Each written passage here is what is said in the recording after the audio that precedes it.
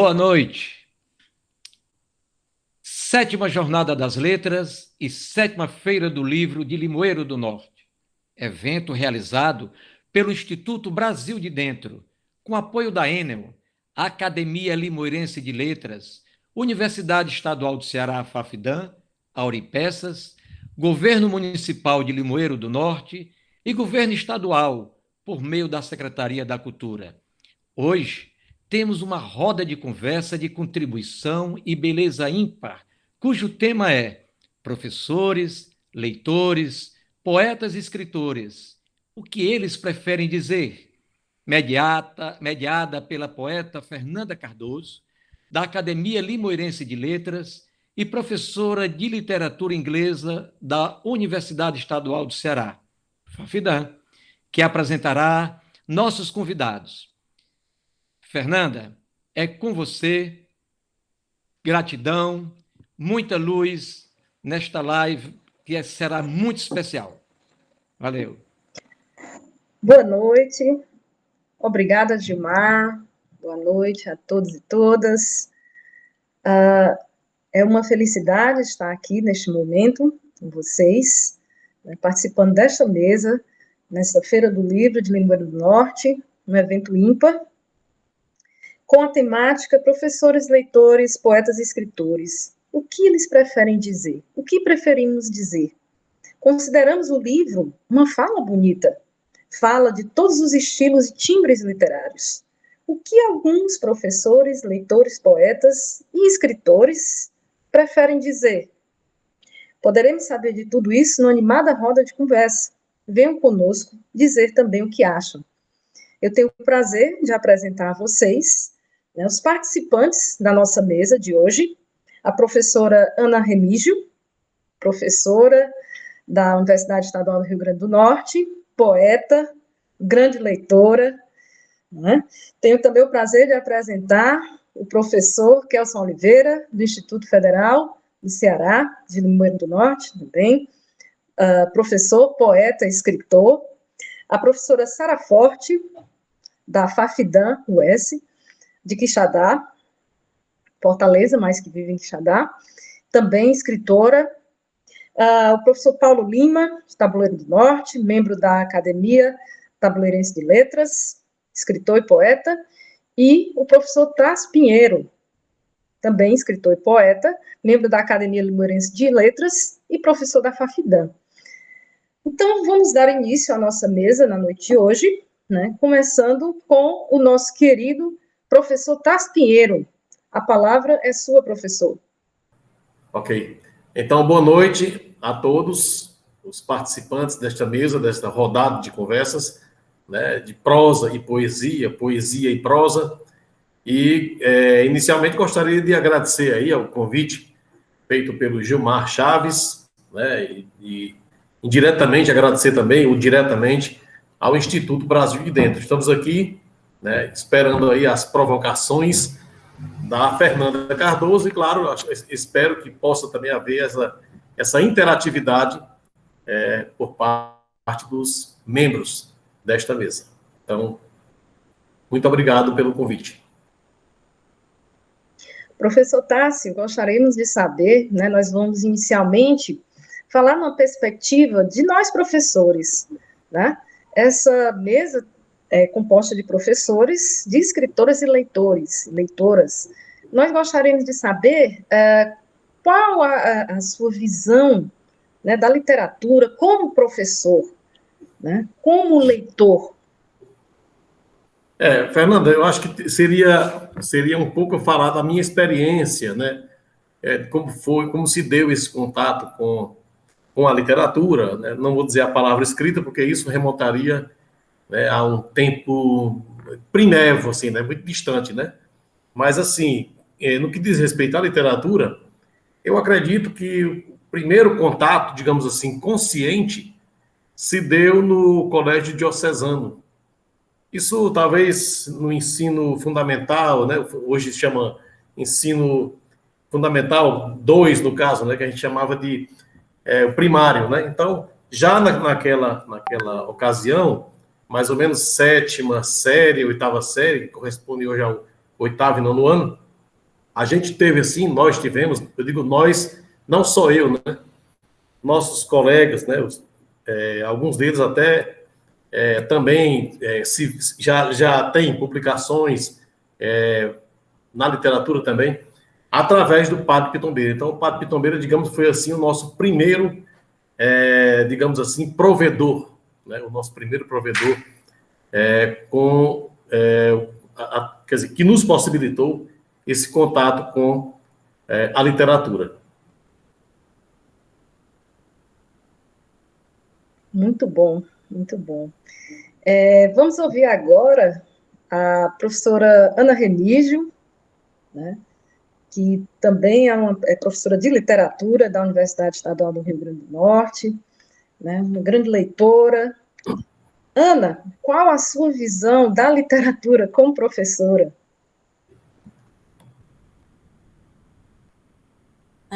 Boa noite, todas, todos. Também quero agradecer muito o convite, né?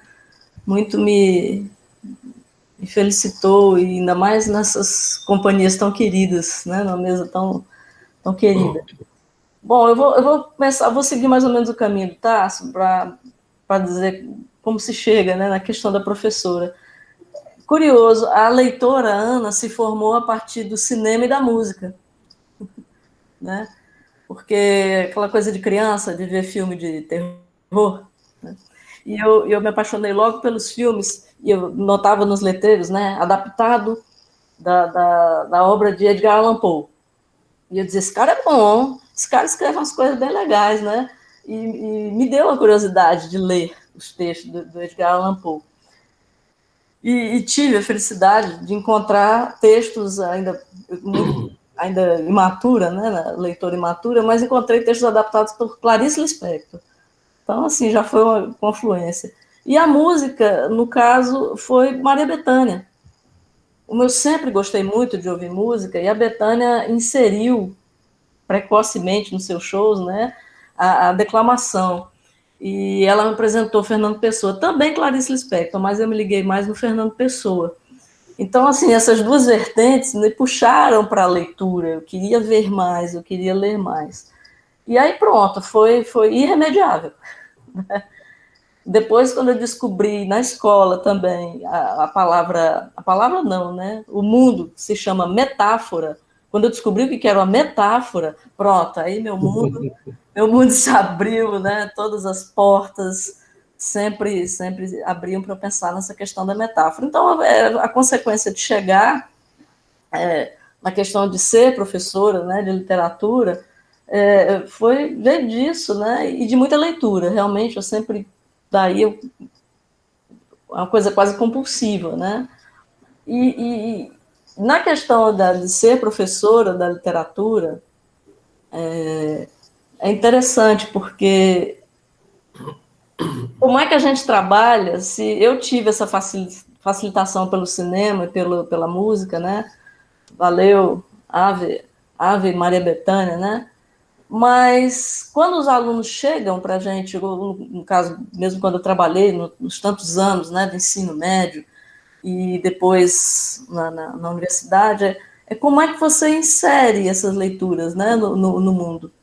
Então, eu fiquei buscando esses caminhos, né, e vai na questão da leitura. Eu aprendi que você fazer a leitura, fazer os alunos compreenderem que aquela leitura tem uma alma, tem uma dicção, né, tem um mundo que você traz ali. Então, a gente trabalha assim, da leitora para a professora de literatura, é muito em cima da emoção, da busca humana também, né? Por aí. Obrigada, Ana. Mais uma vez agradecendo ao Instituto Brasil de Dentro pela organização deste evento maravilhoso, né? É muito interessante observarmos essas experiências, como se formam esses leitores, professores que instigam, né, essa paixão pela leitura em seus alunos, né, Ana? Eu tenho a honra de estar aqui com dois ex-professores, colegas, professor Tássio e professora Ana, né, e posso dizer que realmente fui muito instigada pela literatura inglesa por parte do professor Tássio, e pela literatura brasileira e portuguesa pela professora Ana. Vamos ouvir mais alguns, né, dos nossos convidados. Então, eu queria agora chamar o professor Paulo Lima, né, professor do Instituto Federal do Ceará, de Tabuleiro do Norte, membro da Academia de Letras e Artes de Tabuleiro do Norte. Professor Paulo, seja bem-vindo, boa noite. Gostaríamos que você falasse um pouco sobre o que representa a literatura, a leitura para você. Pronto, boa noite a todos. Gostaria também de agradecer o convite que o Gilmar Chaves fez com tanto carinho, né, e o Instituto Brasil de Dentro. É uma honra, um prazer, eu digo até um privilégio de estar aqui, né, porque eu estou na presença de duas pessoas que passaram pela minha vida, pela minha formação, que é o professor Tássio e a professora Ana Remídio. E Ana Remídio teve no momento crucial, né, que foi o ensino médio, aquela vontade de abraçar o mundo, de percorrer caminhos que eram totalmente desconhecidos, né? E a literatura, não só a literatura, mas aquele conjunto que chega, né, de viagem para a gente, como o teatro, a dança, a música, ela começa a ter um pulso maior na minha adolescência, tanto no ensino médio iniciado aqui na Escola Francisco Moreira, em Tabuleiro, mas um pouco amadurecido, um pouco mais alargado no diocesano, né? E aí foi quando a gente teve a oportunidade de participar de concurso de poesia, formar grupos de música, criar um grupo de teatro, né? Então foi um espaço muito livre, muito criativo, e a gente teve uma inspiração muito grande dos professores que estavam ali, né, sempre nos empolgando, sempre nos motivando, e aí eu faço esse registro da professora Ana Maria, do Nilton César, que estavam ali nos ajudando e mostrando que o mundo estava muito além ali, né? Ali estava o começo dessa caminhada. Então, nesse momento, nessa experiência da adolescência, é que eu começo a dar uma clareza às percepções que a gente já vinha trazendo de criança. Sempre fui muito ligado à natureza, sempre fui muito ligado ao meio ambiente, e na adolescência eu encontro a parte artística de maneira mais aflorada. Então, eu tenho uma formação.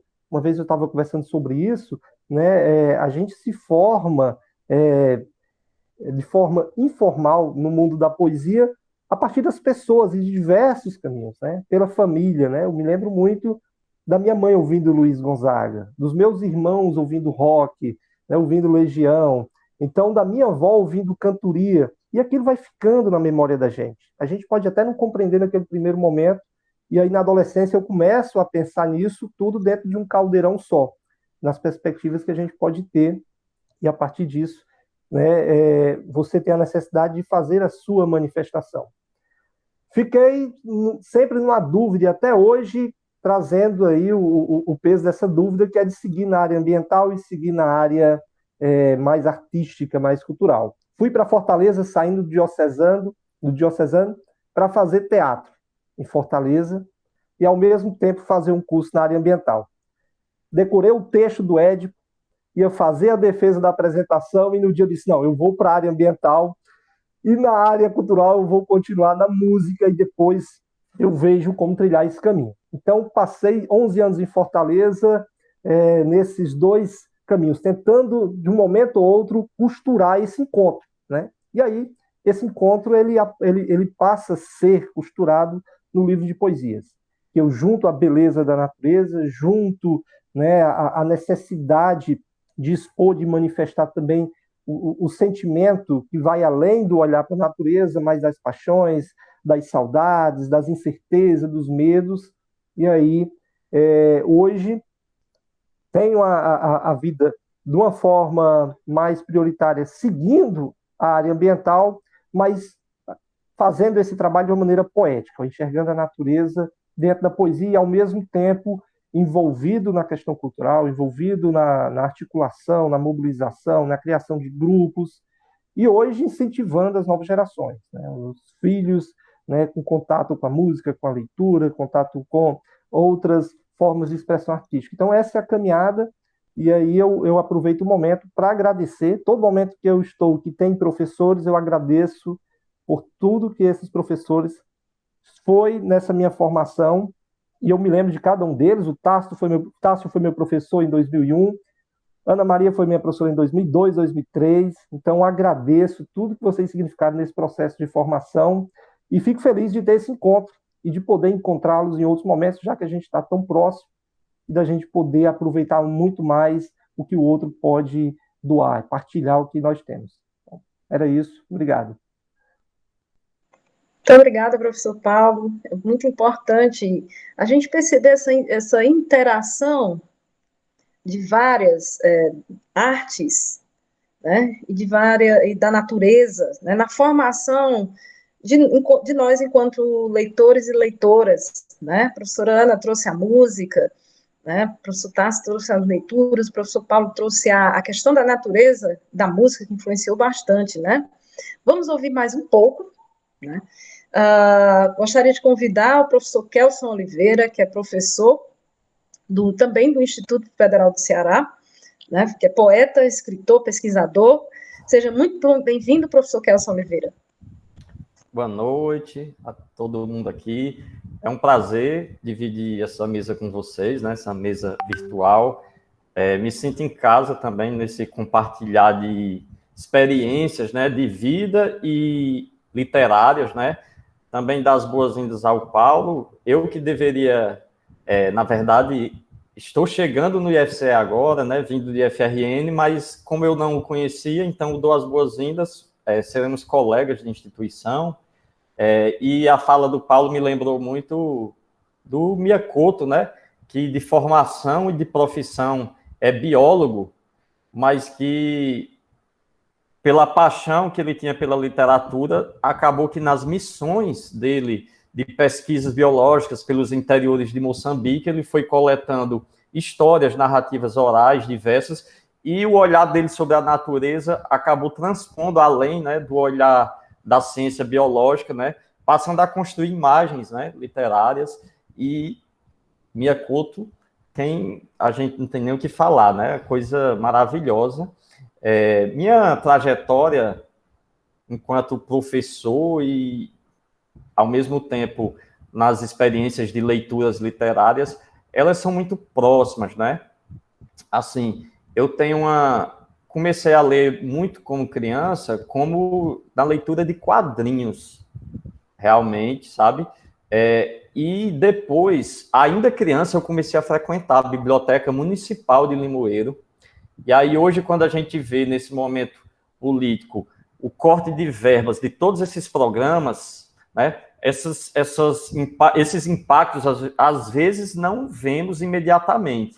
Mas só eu sei, e quem teve essas oportunidades sabe, o quanto a existência de uma biblioteca e de outras oportunidades abrem horizontes para a gente. Depois, eu fiz ensino médio na escola estadual, e o PNLD também atinge as escolas estaduais, né? Então, assim, a biblioteca estadual do Lauro Rebouças, assim como de outras escolas, elas são muito boas, melhores, inclusive, do que a das escolas particulares, né? Por conta justamente do PNLD. E ali, embora na época a gente tivesse muita dificuldade nessas escolas estaduais, de infraestrutura, etc., a biblioteca era um mundo. Você tinha de tudo lá, desde internacional, Agatha Christie, como também Lígia Fagundes Telles, muita poesia brasileira do século XX, né? E aí eu ampliei meus horizontes, né? Teve uma época, e aí é interessante, né, esses entrelaçamentos que Paulo estava falando aqui de Ana Maria, que eu teve um cursinho pré-vestibular em Limoeiro, e aí teve uns alunos do Lauro que foram convidados para assistir algumas aulas, e aí eu fui lá, mas aí eu não gostava muito, e aquele monte de biologia, química, física, matemática e tal, geografia. Aí eu parei de ir. E eu disse, rapaz, eu só ia para uma aula. E eram as aulas de Ana Maria. Na época, o UFC tinha uma lista de livros, era diferente do Enem, né? Dava uma lista de 10 livros de literatura, né? E aí, Ana Maria fazia toda semana a abordagem sobre o livro. Ainda me lembro ela falando dos Blusundangas, Os Verdes Abutres da Colina, José Alcides Pinto.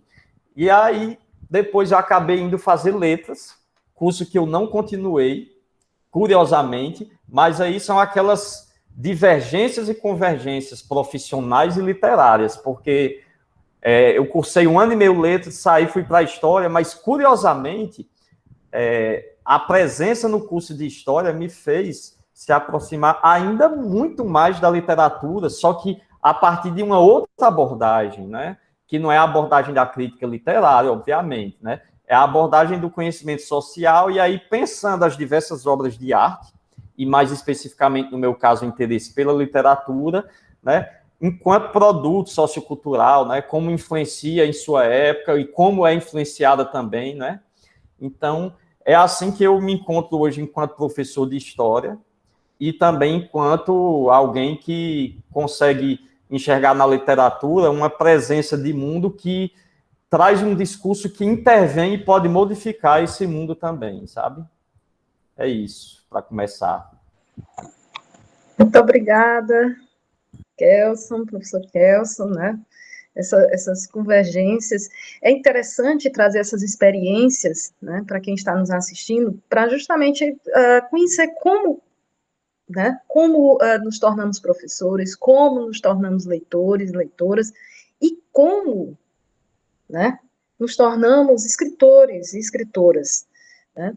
Vamos agora para a professora Sara Forte, né, que é professora da Universidade Estadual do Ceará, da FAFIDAN, do campus de Limoeiro do Norte, e é de Fortaleza, né? Reside atualmente em Quixadá. Professora Sara, seja muito bem-vinda.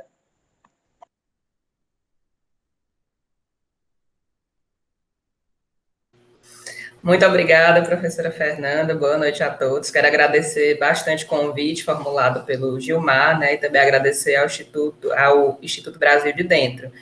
E também a todos que estão aqui, né, com essa mesa virtual. Vou procurar seguir o mesmo caminho que os meus colegas já seguiram, né, que é esse caminho de recordar um pouco. Até achei isso curioso, porque faz tanto tempo que eu não me recordo exatamente como foi que eu entrei nessa de dar aula de literatura. Eu não tinha parado para pensar um pouco sobre isso ainda, né, então é sempre bom a gente recordar. E a minha relação com a literatura, com o texto literário, tem muito a ver com a minha própria família, né? Minha família é uma família de professores, uma família que tem alguns escritores. E aí eu me recordo que o primeiro livro que eu li foi por intermédio também de uma biblioteca pública lá de Fortaleza, a Biblioteca Municipal Dolor Barreira.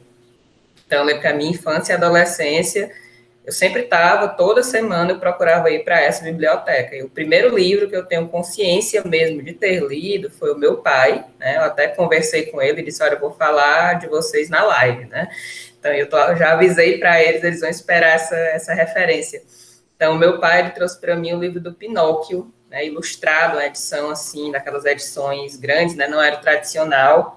E eu fiquei muito emocionada, li o livro várias vezes, né, aquele encantamento de criança, que a gente pode ler o mesmo livro 20 vezes e sempre vai ter uma novidade.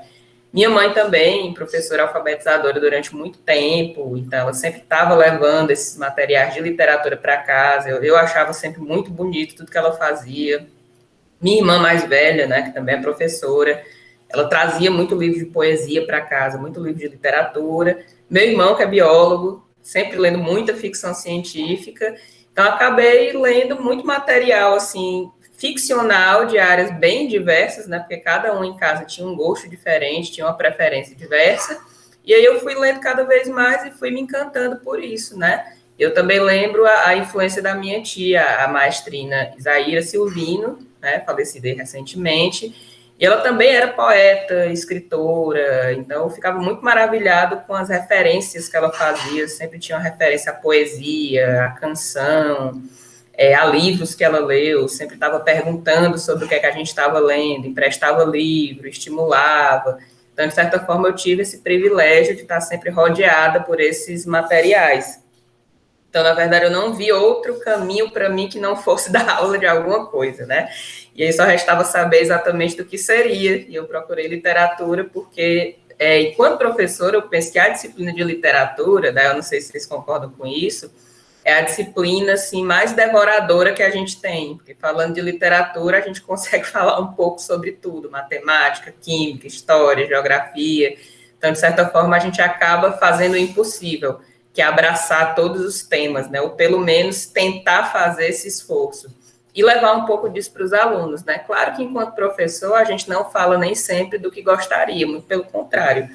A gente fala, em geral, do que a gente tem que falar, um conhecimento sistematizado, por vezes a gente não concorda o que é sistematizado, como, por exemplo, literatura canônica, nem tudo a gente acha que é o mais adequado, mas a gente trabalha porque faz parte da produção de conhecimento, né, de repertório artístico, repertório cultural. Então, de certa forma, trabalhar com literatura é uma maneira que a gente tem de mostrar que o mundo é extremamente heterogêneo, multifacetado, e não é que a gente está abrindo a porta, uma janela para alguém ver um mundo que nunca viu, mas é chamar essa pessoa com a gente para fazer uma prática de leitura, né? Acho que todo mundo aqui é professor, já deve ter tido uma experiência bem prazerosa de ler uma narrativa com um conto inesperado, com a turma, fazer aquele suspense, perguntar o que é que vocês acham que vai acontecer, ficar todo mundo sem dizer nada, todo mundo brigando, às vezes, por um personagem de um conto. Então, são essas paixões, né, que não nasceram a partir de mim, mas que outros semearam em mim, que me formaram enquanto professora de literaturas em língua portuguesa. Muito obrigada, professora Sara. Né? São memórias afetivas, né?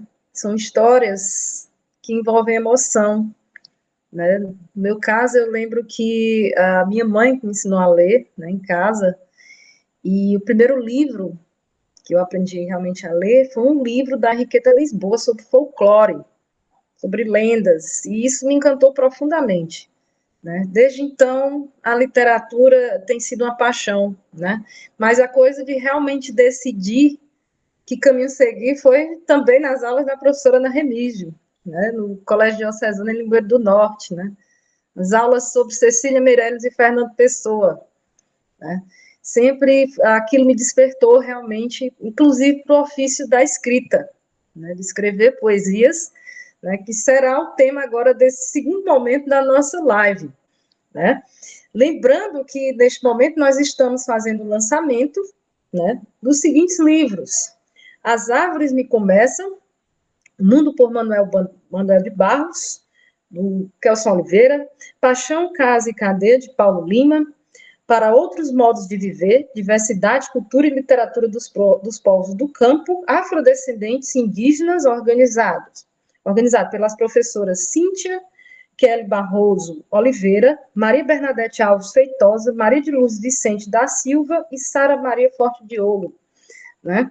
Também aproveito, né, para anunciar o lançamento, né, em livro da minha dissertação de mestrado, nos domínios de Eros, o simbolismo singular de Gilca Machado, né, que será lançado agora também em setembro.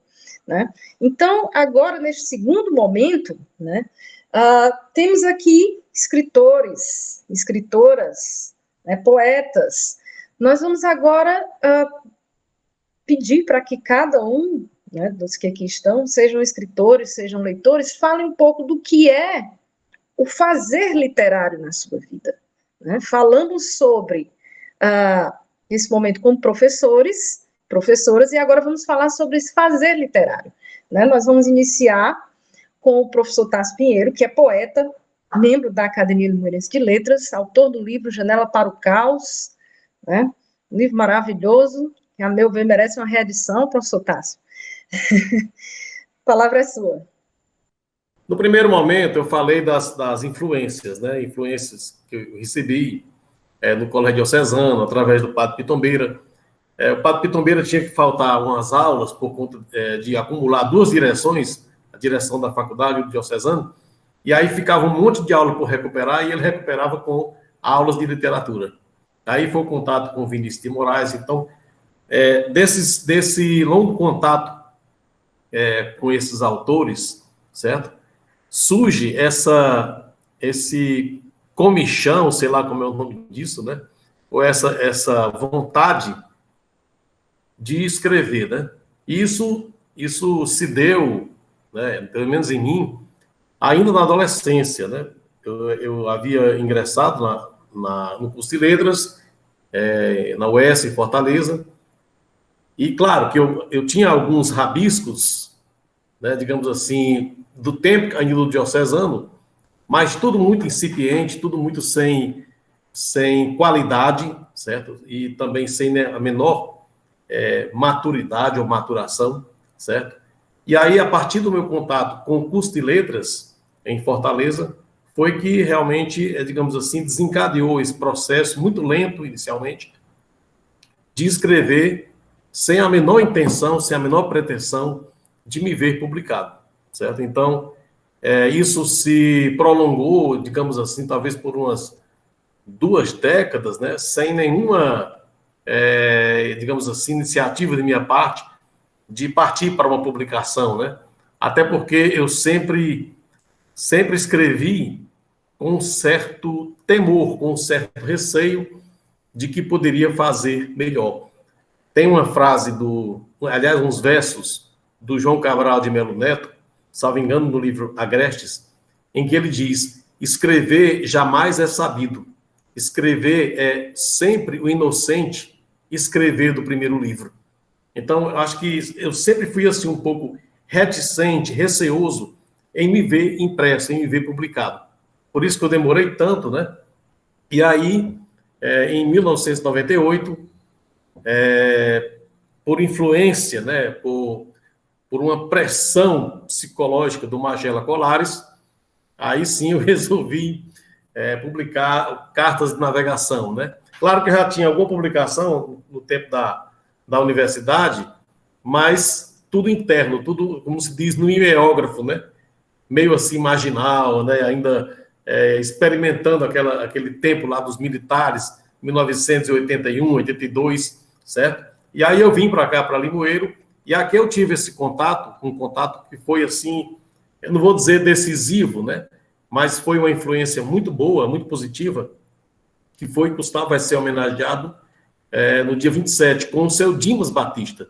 Dimas Batista era um grande poeta, todo mundo sabe disso, e era nosso professor de literatura cearense na FAFIDAN.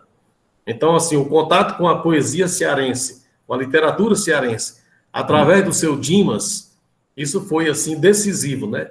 E a ele eu confiei, isso em 1983, mais ou menos, eu confiei a leitura dos meus primeiros poemas, sonetos, né, alguns dísticos, tudo assim produzido, como se diz, com aqueles rigores formais, né, de estruturas fixas, certo? Mas com a preocupação, claro, grande com a linguagem, com o pano de fundo, o que dizer, certo?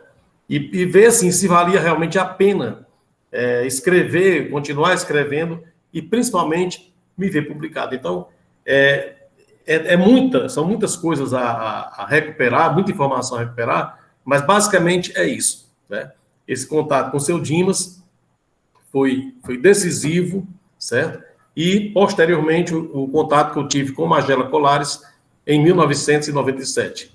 E aí passamos, como se diz, a trocar figurinhas, a trocar experiências, certo? Leituras, certo? Compartilhamento de livros e, principalmente, né, essa insistência do Magela em que eu publicasse o meu primeiro livro, que foi o Cartas de Navegação.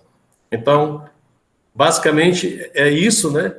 E essa inquietação, talvez esse não se conformar, né, com as coisas como estão postas, digamos, pela realidade, talvez é o que nos mova, principalmente para que escrevamos poesia, certo? O poeta, eu acho que é, antes de tudo, um inconformado, e esse inconformismo talvez é que nos mova, né, a escrever e, finalmente, a perder a vergonha.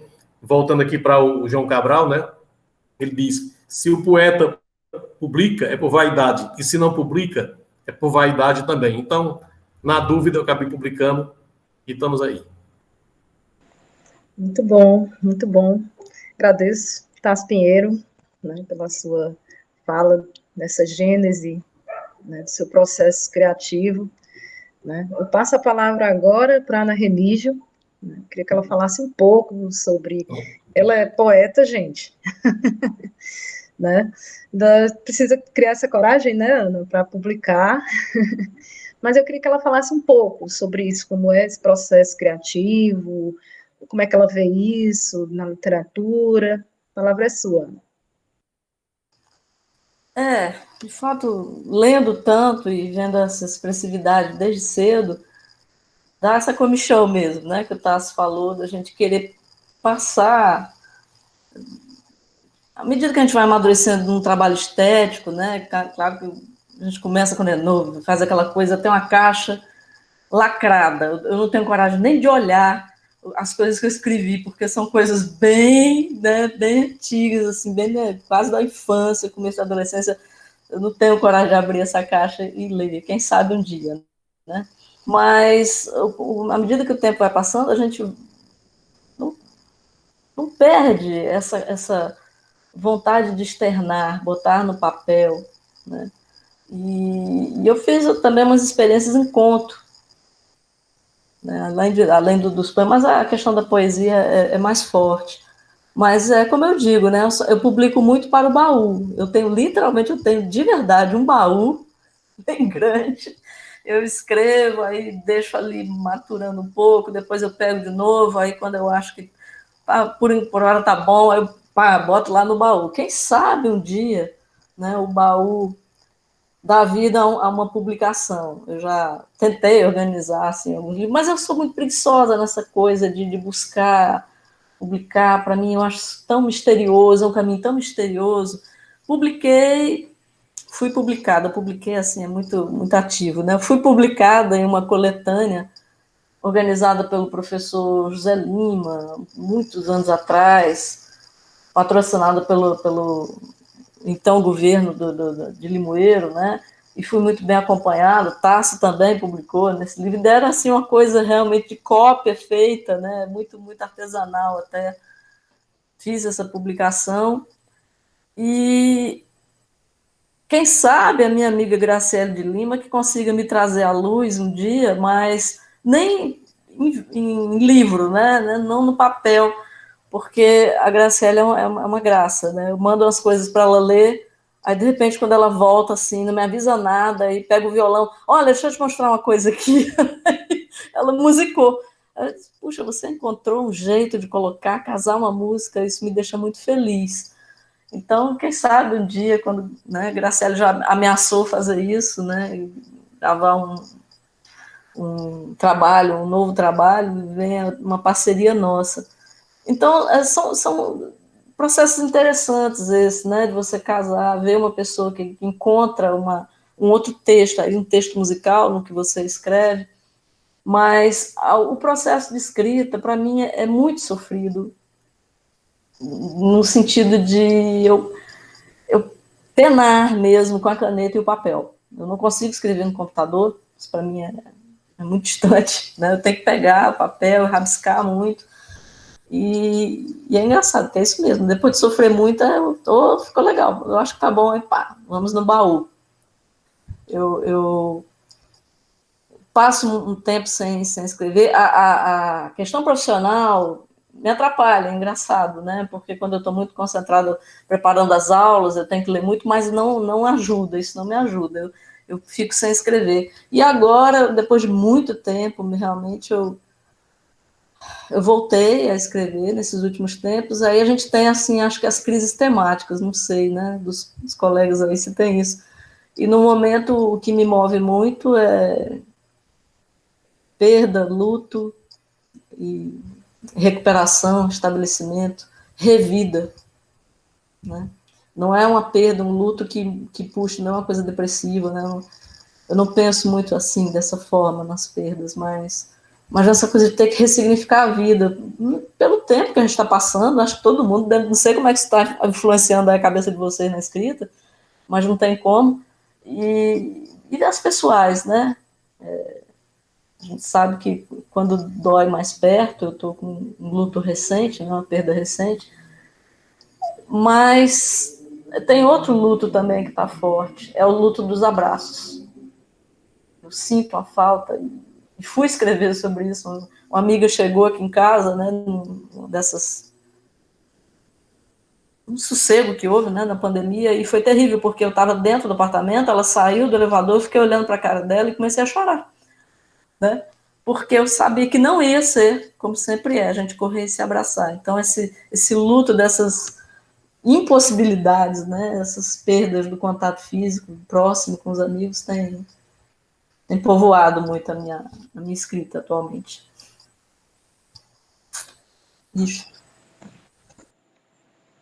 Obrigada, Ana, né, pela sua fala, pela você ter aberto, de certa forma, o seu baú para nós. Né? Então, vamos dar continuidade, né? A gente queria agora ouvir o Paulo Lima, né? Que ele falasse um pouco sobre o processo criativo dele, como é que isso acontece. A palavra é sua, Paulo.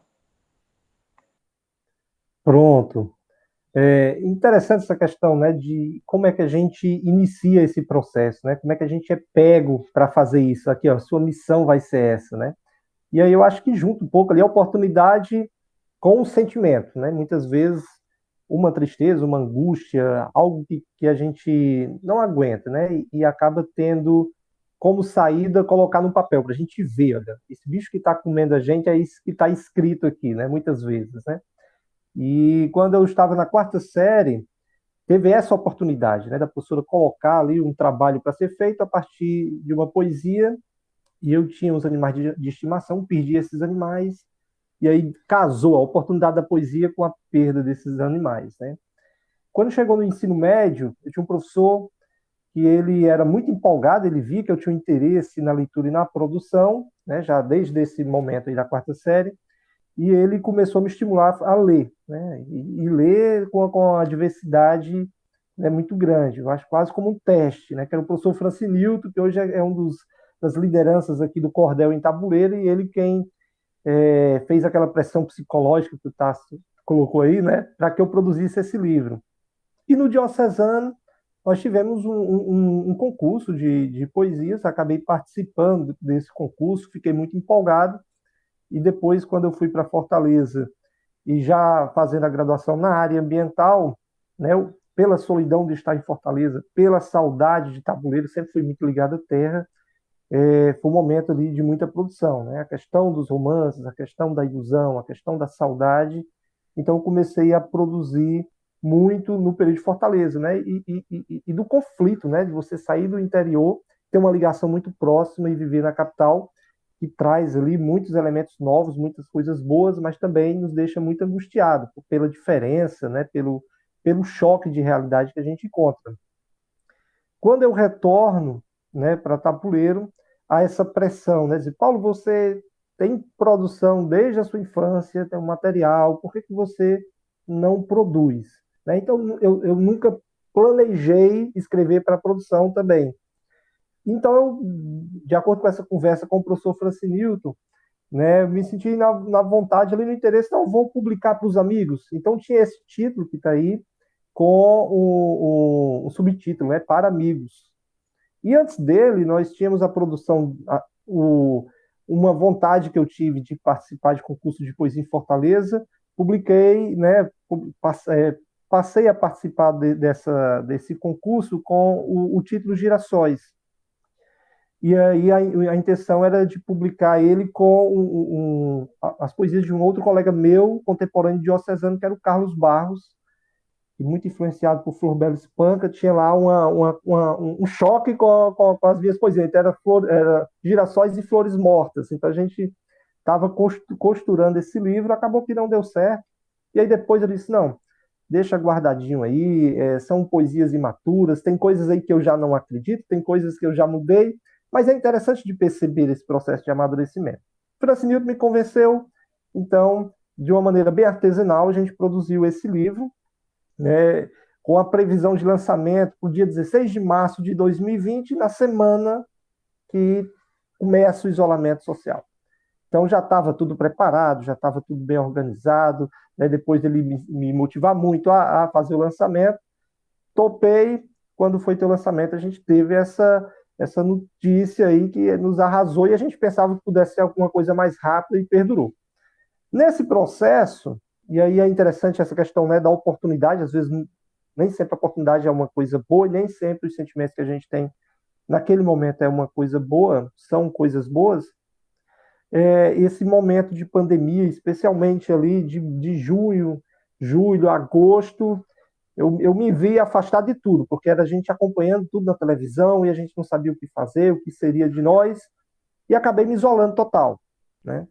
E aí foi nesse momento que eu disse, eu vou experimentar, vou aproveitar esse momento e experimentar outras coisas. Nesse momento, consegui né, encontrar uma temática e abordar um segundo livro, que aí já é um livro temático, é um livro mais organizado, que aí eu quero lançar, depois que eu lançar esse, né, de maneira presencial, que é sobre beijos e moedas, e me arrisquei naquela integração que é de compor, né? Então, me tranquei, né, com uma coisa quase impossível, né, com a família, com 3 filhos e com a vontade ali de estar perto dos amigos, vou compor. Então, a temática política, a temática amorosa, a angústia, a solidão. Então, eu passei a deixar um pouco ali, formatei o segundo livro e passei para a composição, né? É uma experiência que eu achei muito interessante, porque vinha tocando desde os 15 anos, mas nunca me arrisquei na composição, né? Fazia ali as duas coisas separadas. Vai música para um lado e vai poesia para o outro, né? E foi uma experiência muito boa. Mas, como a Ana Maria colocou, como a vida acadêmica, né, ela nos consome muito, e eu estou numa área paralela, acaba que a gente, os momentos que eu tenho de produção, aquele ócio criativo, ele é naquele momento que, quando o meu corpo não aguenta, quando, né, a solidão ela chega e eu fico responsável por essas outras coisas. Aí é que eu me tranco, é ali que eu consigo encontrar um espaço para a produção. Então, uma angústia que eu tenho é disso, de não conseguir ainda de uma maneira mais sistemática. Eu acho que perderia até a beleza de sistematizar a produção, mas é de conseguir produzir apenas nesses espaços em que você já está cansado do cotidiano e você se esconde ali para poder se reconhecer, se reconectar e puxar isso que está armazenado durante esse período, né, ausente, para colocar ali numa poesia, para colocar numa letra de uma música, né? Então, o que eu percebo é que, por mais que eu diga não vou produzir, por mais que eu diga não vou me aprofundar nesse assunto, não vou, né, por esse caminho, chega o dia que dá uma sacudida, e aí você escuta ali a trilha sonora de Cinema Paradiso, né? Ou então, né, pega ali algumas músicas para dizer, olha, se reconecte, né? Se reconecte que você está estressado, está sofrendo porque está segurando muita coisa. Então, coloca para fora e a gente acaba, por essas consequências, por essa caminhada, trajetória que a gente trilha, se obrigar a colocar no papel, né? E aí eu concordo com a Ana Maria, o papel é melhor. Às vezes estou aqui, né, de noite, de madrugada, no outro dia é o trabalho para conseguir identificar letras, que geralmente na penumbra, na correria, e depois no outro dia eu olho assim, agora vou traduzir, para ver o que é que realmente foi colocado no papel. Então era isso, né, a minha colaboração, né? E só para mostrar aqui, ó, a questão da conexão da natureza, né, não é fazendo merchandising aqui do livro não, viu? Só, né? Então, girassóis plantados no próprio terreno aqui dos meus avós, né, e trazendo o título que seria do primeiro livro, né, do concurso que eu consegui, né, vencer em Fortaleza, mas por uma questão política o edital depois foi cancelado e aí perdi também, foi um momento angustiante. E aí, aqui atrás, a natureza sempre presente, né? Era a primeira bandeira de luta quando saísse da graduação, era em defesa desse riacho que atravessa o centro urbano da cidade, que era chamado de Riacho Quixeré, mas na realidade é o Riacho Tabuleiro, e que a gente vem sempre lutando para que ele se mantenha vivo, né? Então, essa conexão que eu digo que eu tento aproximar, tanto no conteúdo, mas também na chamada entre a poesia e o meio ambiente, porque realmente um é o reflexo do outro, é a inspiração do outro. Era isso. Obrigado mais uma vez. Muito obrigada, Paulo. Muito interessante essa conexão, né, entre poesia, entre música, entre natureza, né? Muito interessante.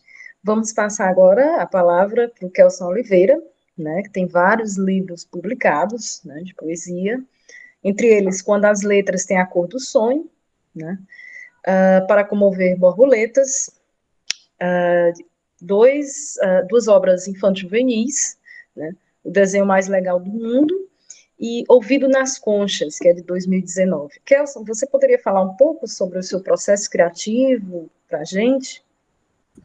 Vamos falar. Eu acho que, inicialmente, a gente conversava sobre nossa atuação enquanto professores, né?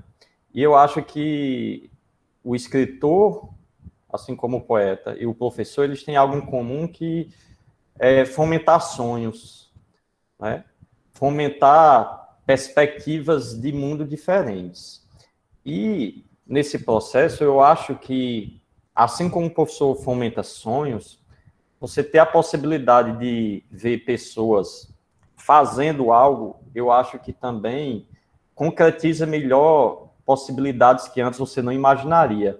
Então, quando o Tássio começou a debulhar aí a genealogia, até ele chegar a uma publicação, Ana falando do baú, e todo mundo, Ana citava Graciele, Tássio citava Magela, todo mundo acaba tendo parcerias, não é? Ninguém é totalmente sozinho nesse processo. E aí eu fui lembrando, enquanto Tássio falava, né? Todo mundo sabe que o Gilmar, que abriu aqui a nossa mesa, é meu tio, né? Então eu cresci, Gilmar morava no Rio, mas eu cresci com aquela coisa de, não, tem um tio meu que escreve e publica livro. Eu acho que naquela época, hoje está tranquilo com a tecnologia que a gente tem hoje, pode fazer pequenas tiragens, existe e-book, é muito mais palpável qualquer pessoa pensar em publicar, mas antes realmente parecia algo extremamente distante. E eu acho que o fato de ter alguém na família que publicava livro tornou aquilo mais perto, sabe?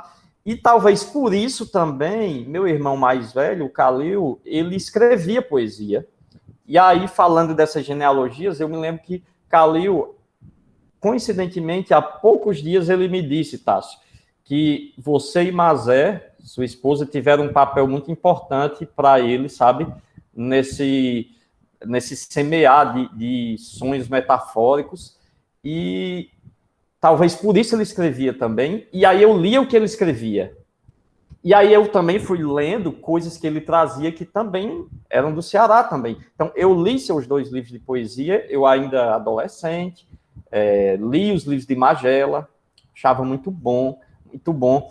E aí eu construí também minhas parcerias, né? Quando eu comecei a escrever, eu e o Décio Brauna, a gente começou a conversar, as almas se encontram, né? O Décio ainda não tinha publicado nada, hoje eu acho que ele tem uns 20, né? E eu me lembro, eu lendo os primeiros originais do primeiro livro dele, e aí ele lia minhas coisas, né? Então, quando eu formatei um livro, né, com uma ideia, um conceito, me inscrevi num edital, o Décio já tinha se inscrito e ganhado o primeiro ano, então eu acho que tudo isso são caminhos, sabe? Que se não tivesse, talvez a história fosse completamente diferente, né? Então, meu processo literário, eu acho que realmente cada um tem um processo diferente, né? Eu acho que publicar ou não são coisas que não definem quem é escritor, né? Às vezes as pessoas pensam assim, o escritor, o poeta, como um ofício profissional. Isso é uma coisa, é um lado, mas tem a ver com o mercado, mas escritor e poeta é aquele que escreve, né? Aquele que põe no papel. Se publica ou não, é uma outra coisa. Então, Fernando Pessoa seria poeta, né? Porque quase tudo dele estava no baú. Então, o baú de Ana ainda pode ser revelado aí como uma caixa de Pandora, mas eu acho que vai ser muito mais a caixa de amores e afetos, né? Eu escrevo, não tem tempo certo, não tem, mas o tempo realmente, no mundo que a gente vive, é o tempo, o que a gente precisa, né? É de tempo, principalmente quando se trata de prosa, né? Eu iniciei com poesia, você consegue fazer de forma mais fragmentada, aqui um dia, um momento, depois outro, e um dia junto. Agora, prosa exige muito mais concentração, muito mais paciência, muito mais calma, silêncio, e aí isso eu tive a experiência, assim, quando eu comecei a fazer livros infantis, né, mas hoje o objeto aqui de lançamento, né, para começar a encerrar minha fala, era um livro, na verdade, que é a minha tese de doutorado, né, que é óbvio, como vocês sabem, exige muito tempo, né, mas foi sobre literatura, e aí o livro As Árvores Me Começam, né, ele está disponível na Amazon também, é um livro sobre Manuel de Barros, e eu costumo dizer que eu fiz a tese sobre Manuel de Barros, fugindo muito do que se fazia na minha área, não porque eu precisava fazer uma tese, mas porque eu tinha uma dívida, sabe? Uma dívida de mudanças de perspectivas de vida e de mundo, como também mudanças de perspectiva enquanto sujeito que escreve, enquanto se pensar enquanto poeta ou escritor. Então, eu precisava dar esse mergulho, fazer isso, e aí quando o Tássio citou uma frase aí, né, que eu não me lembro a frase exata agora, mas de que quem escreve quer dizer algo sobre o mundo, né, eu acho que literatura, por mais que não se pense sobre isso, às vezes, quando se escreve, mas é um dizer sobre o mundo. E aí, quando eu fui me deter a estudar a obra do Manuel de Barros, esse era o meu objetivo. Um objetivo, vamos dizer, vital. Era, qual é o dizer de Manuel de Barros sobre o mundo? O que é que ele disse sobre o mundo? Independente de como ele fez isso. O como eu ia buscar, né? E aí é isso que eu tentei fazer, sabe? Eu tentar encontrar o depoimento que esse poeta, como ele se colocou na vida, como ele pensava a vida a partir dos escritos, né? Então, gente, é isso. Foi um prazer estar com vocês e ouvi-los, né? Como também compartilhar. Muito obrigado. Nós é que agradecemos, Kelson, pela partilha, né, literária, pelo percurso, né, seu percurso literário, essas genealogias literárias que vêm sendo descritas aqui, né, e para encerrar a nossa mesa, né, eu convido a Sara Forte para falar um pouco sobre essa questão, né, do processo criativo, né, literário, como é que ela escreve. A palavra é sua, Sara. Boa noite novamente. É bem encantador, né, quando a gente fica assim para o final, que já escutou todos vocês, né, então foi um prazer ouvi-los, descobri aqui um monte de coisa interessante, né, dos colegas que eu não conhecia, ou dos colegas que eu não conheço tanto, que tem produções, né, livros de poesia, livros guardados e por aí vai. Então, eu começo a minha fala me reportando ao que o Tássio falou, né, tanto a questão de publicar, quando ele citou um poeta, né, tanto a questão de publicar quanto de não publicar diz respeito à vaidade, né? Ou você publica por vaidade, ou não publica também por vaidade, mas também tem a vergonha no meio, né? Você às vezes pode ter um pouco de vergonha. Eu escrevo contos, né? Mas eu ainda não sou suficientemente sem vergonha para publicá-los. Então tem uma certa dose de vergonha mesmo, literal, né? Eu sou tímida nessas questões e outras também, mas nessa um pouco mais. Acho que depois dessa live aqui de hoje, talvez eu perca um pouco, né? Fique um pouco mais desavergonhada para essas questões. Então, eu produzo contos, né? Eu gosto de escrever bastante. Cheguei a publicar em site, é um site bem antigo, não sei se vocês ouviram falar, ou quem vai nos assistir aqui, né? Que é o escritorassuicidas, né? .com.br. É um site antigo pra caramba, ainda está no ar, alguma outra coisa. Então, tem um conto meu por lá, mas depois que eu publiquei ali, eu fiquei ainda mais envergonhada e fui deixando tudo num baú também, né? O baú é o computador, no caso, né? Aqui uma pasta criptografada. Então, de certa forma, eu sou uma escritora dentro do armário, né? Escritora de literatura aí que eu ainda não me assumi, estou num processo aí de me assumir. Mas, mudando de assunto, eu gosto também de organizar livro e gosto de escrever sobre crítica literária, né? Então, eu tenho alguns livros. Eu tenho um livro que foi a minha dissertação de mestrado, ele está publicado também. Não vou falar dele por aqui, né? Que é o Homens do Sertão, que é sobre Guimarães Rosa, que é sobre Noites do Sertão, Guimarães Rosa. Também tenho o livro, aqui é a minha tese, que eu publiquei pela editora Mondrongo, que se chama Entre o Machado e o Punhal, que é uma leitura sobre as configurações da violência na obra do Guimarães Rosa, especificamente o Tutameia, o Terceiras Histórias, né, que não é uma obra assim, é muito lida, mas a gente ainda não tem muita fortuna crítica, né, sobre isso. Então, essas obras estão aí disponíveis, né, para falar sobre elas, e, ultimamente, eu participei de 2 obras, uma como organizadora, que é até que eu pedi para o Gilmar para falar dela aqui, vocês não vão ver a capa bem, lógico, né? Só mostrando para mostrar uma capa muito bonita, que é para outros modos de viver, que é diversidade, cultura e literatura dos povos do campo, afrodescendentes e indígenas, que eu organizei com as professoras Cíntia Kelly Barroso Oliveira, Maria Bernadette Alves Feitosa, Maria de Lourdes Vicente da Silva, e eu também estou como organizadora. E aí, nessa obra, a gente procurou coletar artigos, tanto de pesquisadores, quanto de membros de comunidades indígenas, tá? A gente fez esse esforço, né, estimulou o pessoal a publicar, a gente teve muito interesse de membros de comunidade indígena que quiseram colocar produções, relatos. Então, esse livro aqui, a gente traz um pouco dessas iniciativas, tá certo? Eu tenho o e-book, está disponível, quem tiver interesse pode me pedir o e-book, que eu quero mais aqui circule, né? Foi editado pela Impresse. E aí, depois eu posso dar o meu e-mail, tá bom? Se alguém tiver interesse. E também tem esse outro livrinho aqui, que ele está mais acessível, que é o Cartas para Conceição. Ele está lá no site da Assembleia Legislativa do Estado do Ceará, para download, é gratuito, tá?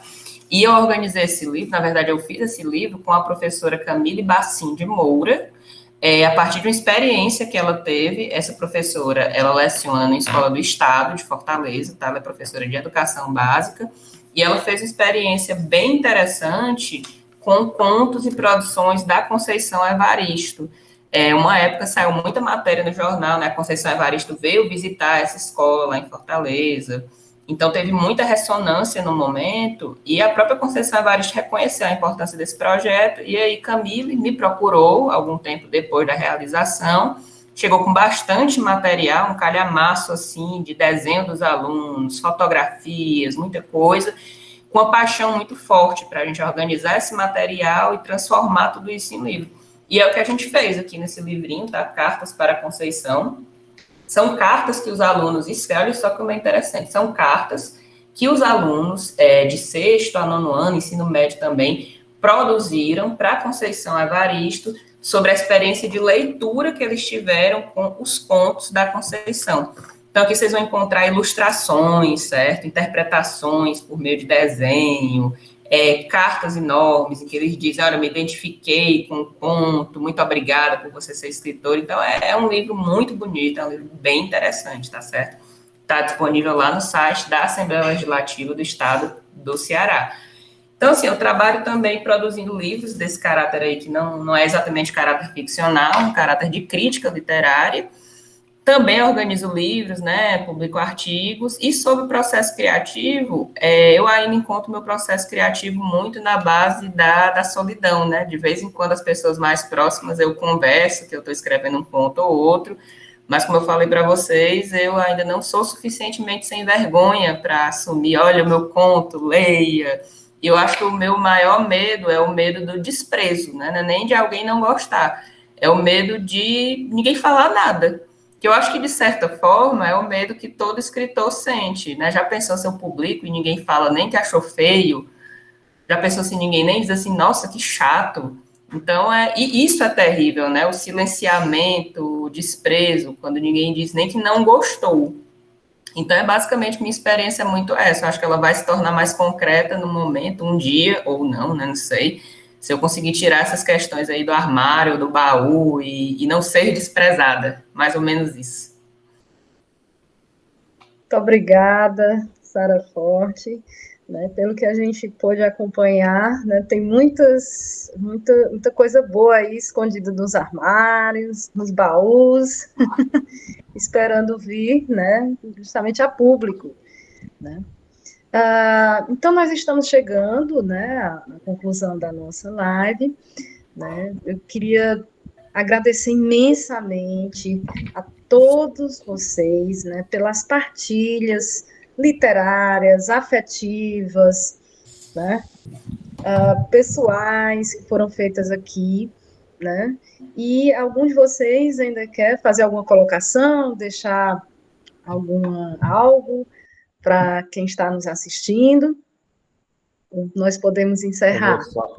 Eu vou só fazer lembrar um episódio para fechar com a história de Sara, né? Quando ela fala do medo, do que vão dizer ou do que não vão dizer, né? Que Manuel de Barros, ele, quando publicava um livro, morava no Rio de Janeiro, ele fugia para o Pantanal, com medo do que iam dizer. Então, ele publicava e fugia para o Pantanal, ficava lá um tempão, porque ele tinha fazenda lá, e depois voltava. Então, Se Manuel de Barros passou por isso, Sara Forte também está no mesmo patamar. Olha aí, Sara, fica a dica para você. Então, né, em nome do Instituto Brasil de Dentro da programação maravilhosa dessa Feira do Livro, dessa edição da Feira do Livro em Limoeiro do Norte, eu, Fernanda Cardoso, gostaria de agradecer ao Paulo, ao Kelson, a Sara, Tássio Pinheiro e Ana Remígio pela presença nesta noite, por abrilhantar o nosso evento. Né? Queria também agradecer pelo convite ao poeta Gilmar Chaves, né? E que vocês possam continuar acompanhando, né, a programação da Feira do Livro de Limoeiro do Norte, 2021, e que também possam, né, quem estiver nos assistindo, conhecer o trabalho, né, de todos esses escritores e escritoras, né. Como Sara disse, né, é importante essa leitura, nós partilhamos, né, essas experiências literárias também para instigar, né. Nós partilhamos a opinião, a visão de cada um dos escritores, professores, poetas aqui presentes, para justamente instigar quem está nos assistindo a buscar conhecer mais a obra de cada um que aqui está, e conhecer mais a literatura, né? Lembrando que a leitura é algo sempre muito enriquecedor. Então, uma boa noite a todos e todas, continuem com a programação. Grande abraço a todos.